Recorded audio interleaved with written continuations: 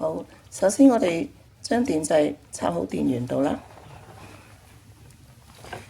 跟住再駁延長線，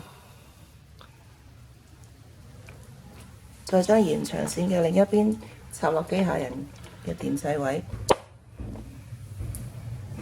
好，咁睇到呢盞橙色燈呢，就係叉緊電嘅。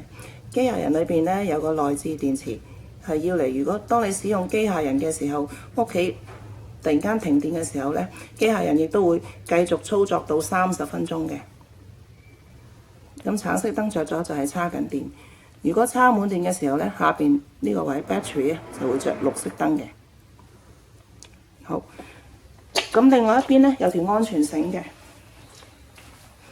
有個安全扣，咁咧將安全繩綁喺屋裏邊嘅重型家私物件裏邊啦，做一個安全用途嘅。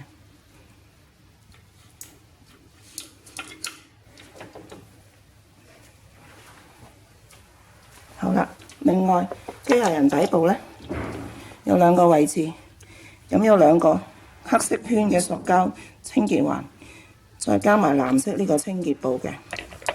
咁只要跟翻個位置咧，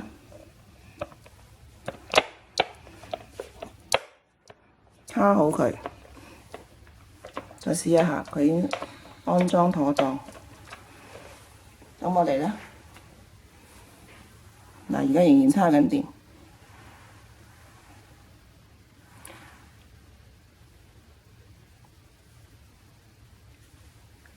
我哋可以咧將機器擺喺玻璃上邊咯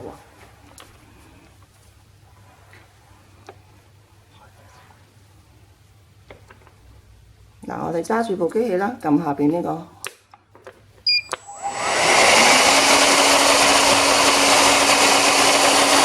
嗱，你確定機器着咗之後咧，就將佢吸喺玻璃上邊。你知道佢吸到喺玻璃上邊咧，你就可以放手啦。然後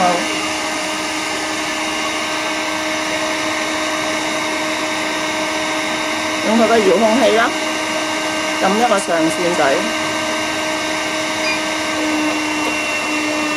機械人就會開始操作。